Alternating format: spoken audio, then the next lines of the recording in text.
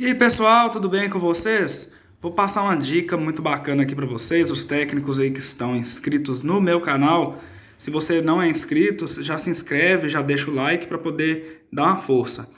É o seguinte, o prato do micro-ondas aqui Electrolux estava girando sozinho. O que eu precisei de fazer? Esse contato aqui da placa estava colado.